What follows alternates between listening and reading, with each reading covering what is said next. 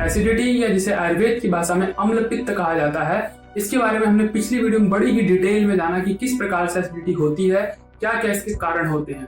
और शुरुआती एसिडिटी में यदि हम इनके कारणों को ही इग्नोर करें या उन पर ध्यान देने लगे तो शुरू में ये वैसे ही बैलेंस हो जाती है, लेकिन यह समस्या हमारी खराब लाइफस्टाइल बरकरार रहने के कारण और बढ़ती चली जाती है और धीरे धीरे गंभीर हो जाती है।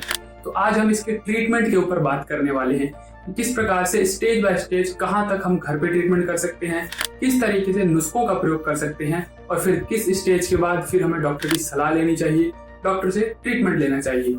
इस सभी बात की जानकारी आपको मिलेगी इस वीडियो के अंदर। आइए बिना समय गवाए इस वीडियो को शुरू करते हैं। सादर प्रणाम, मैं विशाल एक बार फिर से स्वागत करता हूं आपका अपने यूट्यूब चैनल सनातन मार्ग पर। सनातन मार्ग चैनल देता है आपको आयुर्वेद संबंधित शुद्ध जानकारियां आयुर्वेद के ग्रंथों से। यदि आप आयुर्वेद की सही और सटीक जानकारी प्राप्त करना चाहते हैं तो इस चैनल को अवश्य सब्सक्राइब कर लें और बेल आइकन का बटन दबा दें ताकि आने वाली नोटिफिकेशन आपके पास समय पर पहुंच जाए।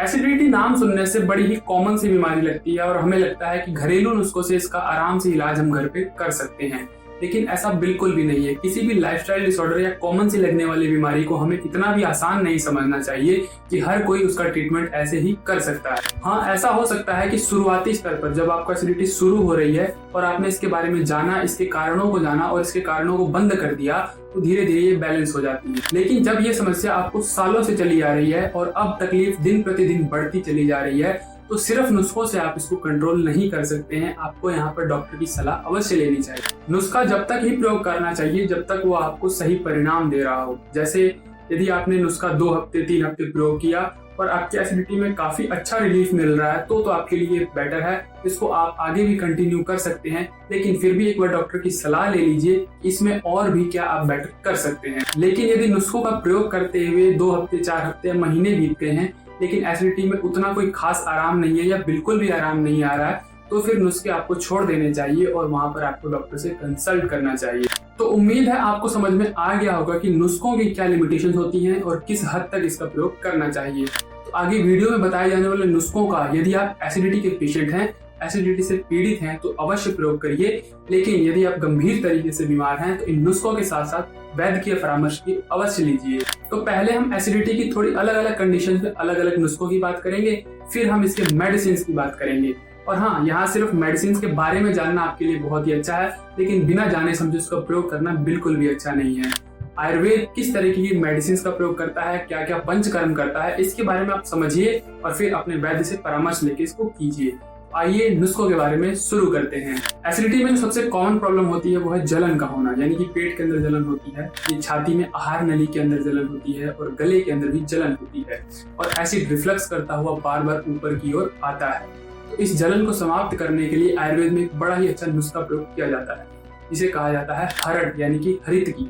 हरितकी के 2 से 3 दाने आप ले सकते हैं, इसको हल्का घी में फ्राई कर सकते हैं या बिना फ्राई किए भी आप इसको मुंह में रख के चूस सकते हैं। तकरीबन 1-2 घंटा या उससे अधिक समय भी आप इसको मुख में रख सकते हैं। आपको इसको बिल्कुल भी चबाना नहीं है, बस धीरे धीरे इसके रस को चूसना है। आप जब लगातार ऐसा करेंगे तो धीरे धीरे आपकी जलन समाप्त होती जाएगी और बहुत ही आराम मिलेगा। और जो दूसरी चीज आप इसके अंदर प्रयोग कर सकते हैं वो है मुनक्का। मुनक्के को हल्का सा तवे पर सेक लीजिए और यदि पाचन कमजोर है, जो कि अक्सर एसिडिटी में होता है, तो बिल्कुल हल्का सा सेंधा नमक इसमें मिला लीजिए और इसके भी जब जलन हो तो 4 से 5 दाने मुंह में रखिए और उसी तरह से हरड़ की तरह चूसिए। इसको खाना नहीं है, चबाना नहीं है और 2 घंटे 3 घंटे तक आप इसको लगातार चूसिए। धीरे धीरे जब आप इसको चूस के खाएंगे तो आपकी जलन काफी हद तक समाप्त हो जाएगी। कई बार एसिडिटी के अंदर जलन बहुत ज्यादा होती है और पेट और छाती के अलावा ये हाथ पांव के तलवे या हथेलियां जो होती हैं ये जलने लगते हैं, पूरे शरीर में जलन सी होने लगती है। तो उसको शांत करने के लिए आप 2 चीजों का प्रयोग कर सकते हैं, एक है मुनक्के के पानी का और दूसरा है धनिया के पानी का। मुनक्के के पानी को तैयार करने के लिए रात भर मुनक्के को 20-25 मुनक्के को पानी में भिगो दीजिए और सुबह अच्छे से इसको छान करके इसको पी लीजिए। और जरूरी नहीं कि आपको सभी मुनक्के खाने हैं, 2-4 मुनक्के खा सकते हैं, बाकी अदर फैमिली मेंबर्स को दे दीजिए, क्योंकि ज्यादा मुनक्का आप एक साथ खाएंगे तो भी समस्या हो जाएगी। एकदम से आपको बहुत ज्यादा मीठी चीज खाने से थोड़ी तकलीफ हो सकती है, इसलिए आप उसके पानी को तो पूरा पी लीजिए, लेकिन 2-4 दाने ही मुनक्के के सेवन कीजिए, बाकी दूसरे फैमिली मेंबर्स को दे दीजिए। ऐसे ही रात में धनिया के बीज को थोड़ा सा मसल करके उसको 2 टुकड़ों में कर लीजिए और 1 चम्मच धनिया के बीज को पानी में भिगो दीजिए और सुबह अच्छे से उसे मसल कर फिर से छान लीजिए और उसका सेवन आप कीजिए। तो तो पूरे बॉडी में जो जलन हो रही है, हाथ पांव की हथेलियां जल रही हैं, पूरा शरीर जल रहा है, इसमें आपको बहुत ज्यादा राहत मिलेगी। धीरे धीरे एसिडिटी आपके रक्त को दूषित करती है, यानी कि खून को खराब करने लगती है, उसको एसिडिक बना देती है, पित्त की उसमें वृद्धि कर देती है, जिसके कारण लाल चकत्ते होना, खारिश होना, खुजली होना, रैशेस पड़ना, इस तरीके की समस्या होने लगती है, यानी कि स्किन के डिसऑर्डर आने लगते हैं। तो उसके अंदर आंवला काफी अच्छा उपयोगी हो सकता है। आंवले के टुकड़े, जो सूखे आंवले होते हैं, उसके 4-5 टुकड़े लीजिए, उसको 1-1.5 घंटे तक पानी में भिगो दीजिए, थोड़ा नरम हो जाएगा, और उसको भी मुंह में आप रख लीजिए और बड़े ही आराम से 1-2 घंटे 3 घंटे आराम से उसको चूसिए। इस तरीके से जब देखेंगे धीरे धीरे आपके खून की सफाई करता है। अगर आपसे ऐसा नहीं हो पाता है तो इसके चूर्ण को भी आप ले सकते हैं। खाली पेट सुबह सुबह 1 चम्मच इसका चूर्ण लीजिए, वो भी इसके अंदर लाभकारी है। इसके अंदर आप खून की सफाई के लिए एक और चीज प्रयोग कर सकते हैं, वो है सौंठ, यानी कि अदरक के सूख जाने के बाद जो चीज बनती है उसे सौंठ कहा जाता है। और इसी के पाउडर को आप आंवले के पाउडर के साथ मिक्स कर लीजिए, यानी कि 100 ग्राम आंवले का पाउडर तो 50 ग्राम सौंठ का पाउडर, इसे मिक्स करके रख लीजिए। और खाना खाने से पहले या सुबह सुबह खाली पेट इसको 1 चम्मच की मात्रा में आप सेवन कीजिए, तो भी आपका रक्त साफ होता है और एसिडिटी ठीक होती है। जब एसिडिटी आपकी धातुओं में चली जाती है, यानी कि रक्त को खराब करती है, अस्थि हड्डियों को खराब करती है, शुक्र को खराब करती है, तो आपके शरीर में बहुत ज्यादा वीकनेस आ जाती है, बहुत ज्यादा कमजोरी आ जाती है। तो इस सिचुएशन में आप जो नुस्खा प्रयोग कर सकते हैं वो है यष्टि मधु, यानी कि मुलेठी और गिलोय का।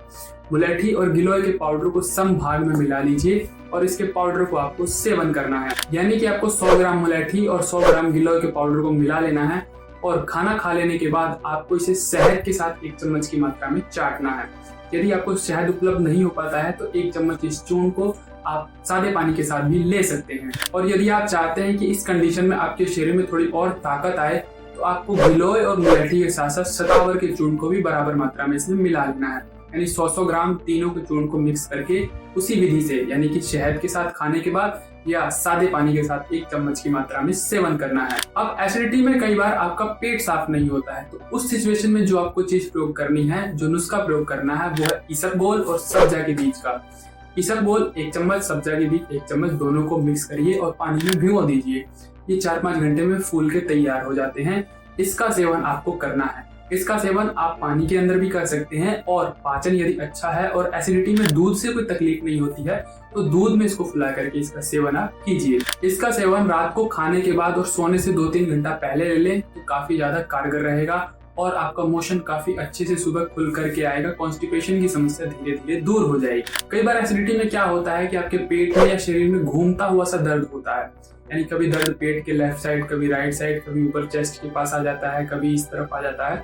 इस तरीके के दर्द से यदि आप परेशान हैं, क्योंकि खास करके वायु के कारण होने वाली एसिडिटी से होता है, तो इसके अंदर आप सौंठ और गिलोय का प्रयोग कर सकते हैं। यानी कि 50 ग्राम की मात्रा में सौंठ का पाउडर लीजिए और 100 ग्राम की मात्रा में गिलोय का पाउडर, दोनों को मिक्स करके रख लीजिए और खाना खाने के बाद 1 चम्मच की मात्रा में इसका सेवन कीजिए। ये तो बात हुई अलग अलग सिचुएशन में अलग अलग नुस्खों की। अब बात करते हैं डाइट के बारे में, यानी कि डेली डाइट में हम क्या क्या एसिडिटी के अंदर ले सकते हैं। डेली डाइट की शुरुआत होती है सुबह के नाश्ते से। सुबह के नाश्ते में हम इसके अंदर ड्राई फ्रूट का सेवन कर सकते हैं, वो भी अंजीर और मुनक्की जैसे ड्राई फ्रूट का। बाकी जो बादाम, काजू, अखरोट, ये सब ड्राई फ्रूट हैं, एसिडिटी के अंदर इतने ज्यादा कारगर नहीं माने जाते हैं क्योंकि उष्ण प्रकृति के होते हैं, एसिडिटी को और बढ़ा सकते हैं।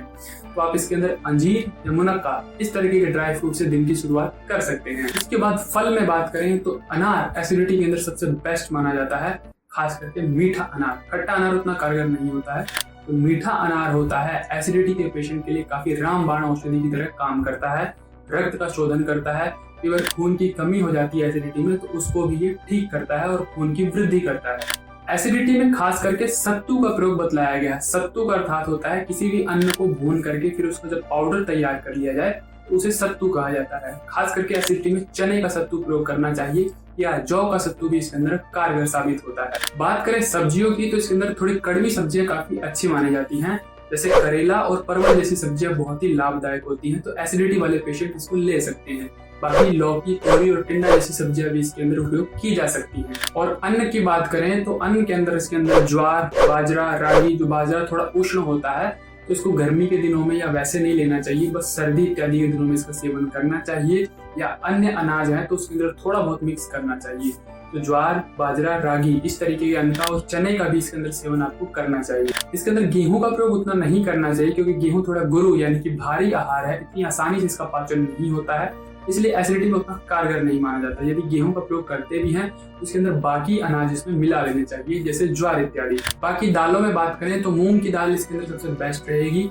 तो आप मूंग की दाल, मूंग की खिचड़ी, मूंग का पानी या कहें कि चावल का भी इसमें सेवन कर सकते हैं। चावल और उसकी जो मांड होती है, यानी चावल के उबलने के साथ जो पानी तैयार होता है उसका सेवन कर सकते हैं। या धान का जो लावा, जो आपने लक्ष्मी पूजा वगैरह में या दिवाली की पूजा में एक मुरमुरे और एक धान के लावे को आपने देखा होगा, तो वो जो धान का लावा है जो आप इमेज में देख पा रहे हैं, ये इसके अंदर बहुत ही ज्यादा कारगर रहता है। इसको आप उबाल करके इसका पानी भी पी सकते हैं या इसको घी में फ्राई करके वैसे ही खा सकते हैं। दोनों ही तरीके से एसिडिटी में बहुत ज्यादा लाभकारी होता है। इसका सबसे खास गुण ये होता है कि ये खास करके वोमिटिंग यानी उल्टी को रोकता है, डायरिया यानी कि दस्त को भी रोकता है और खास करके आपकी प्यास को दूर करता है, यानी पेट संबंधित विकारों में बहुत ही ज्यादा लाभकर होता है। बात करें मसालों की तो काफी जो तीखे और तेज मसाले होते हैं, जैसे काली मिर्च हो गई, लाल मिर्च हो गई, इस तरीके की मिर्च जो तेज गर्म मसाले होते हैं, इनका प्रयोग आपको उतना नहीं करना चाहिए। इसके अंदर कुछ ही मसालों का आपको सेवन करना चाहिए, जैसे धनिया काफी ठंडा और अच्छा मसाला है एसिडिटी के अंदर। जीरा का आप इसमें प्रयोग कर सकते हैं, सौंफ का प्रयोग कर सकते हैं, खाना खाने के बाद भी सौंफ चबा करके आप खा सकते हैं, और हल्दी का इसमें बहुत अच्छा प्रयोग है। साथ ही साथ आप इसके अंदर लौंग का भी प्रयोग कर सकते हैं।